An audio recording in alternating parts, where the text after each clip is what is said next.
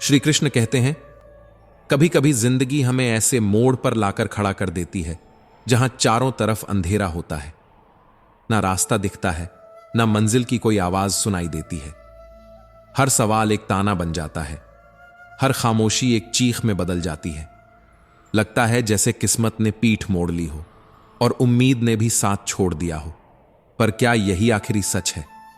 नहीं, क्योंकि जिस वक्त हम टूटने के सबसे करीब होते हैं, उसी वक्त हम बदलने के सबसे काबिल भी होते हैं। समस्या जब दरवाजा खटखटाती है तो समझो समाधान रास्ता ढूंढ रहा है। श्री कृष्ण कहते हैं, हर मुसीबत अपने साथ एक पैगाम लेकर आती है, तू अब पहले जैसा नहीं रहेगा। और यही वो पल होता है जहां इंसान या तो हार मान लेता है या फिर अपनी रगों में बहते खून को जागा देता है। जिंदगी में कोई भी समस्या कभी भी स्थायी नहीं होती।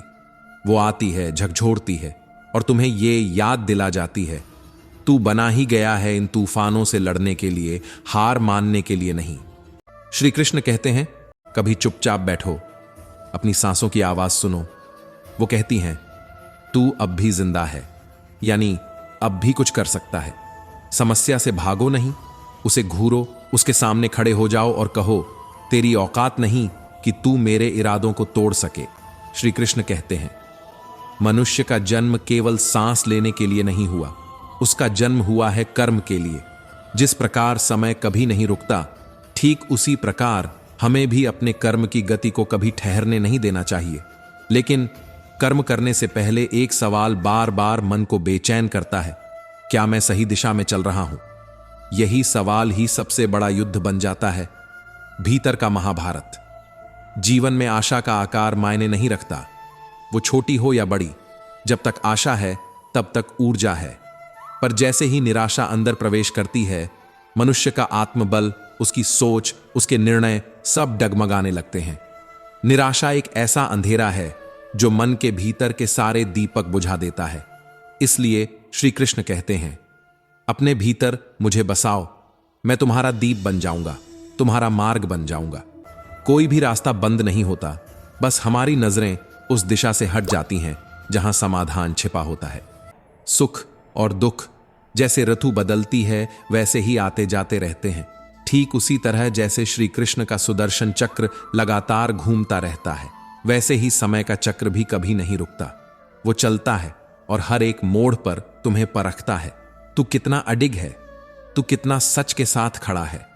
और जब हर रास्ता बंद हो जाए, जब सारे दरवाजे बंद हों, तब याद रखना, श्री कृष्ण एक ऐसा रास्ता खोलते हैं जिसे कोई चाहकर भी बंद नहीं कर सकता। सुख हो या दुख, मान हो या अपमान, लाभ हो या हानि, ये सब मन की माया है। आत्मा इन सब से अछूती है। मन तुम्हें डगमगाता है, लेकिन आत्मा तुम्हें खड़ा रखती है।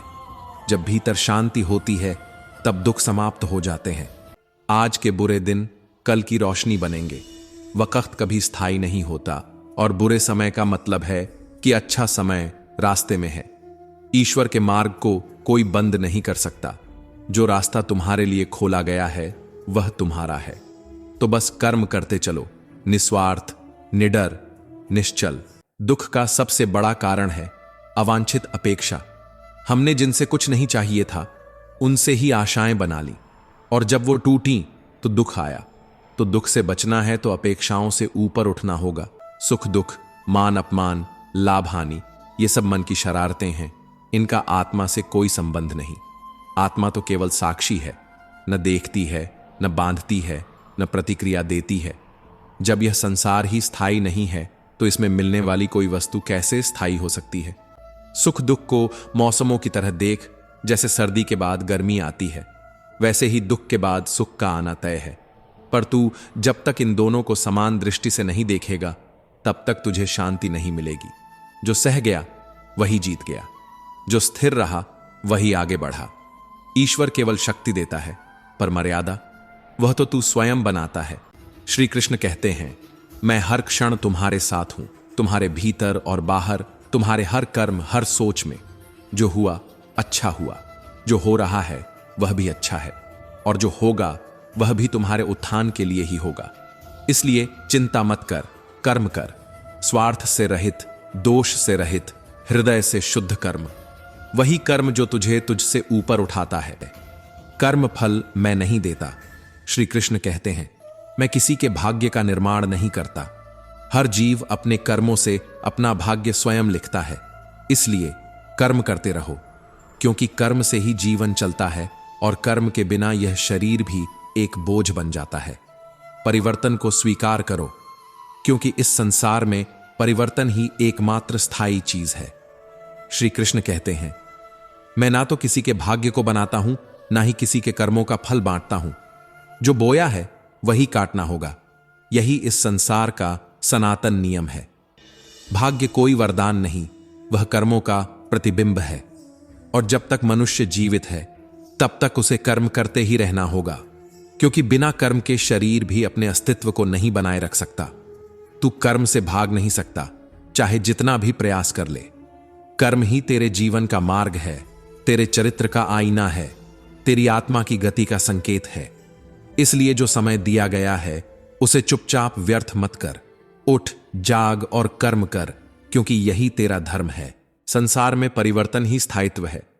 हर दिन बदलता है, हर रिश्ता बदलता है, हर भाव बदलता है।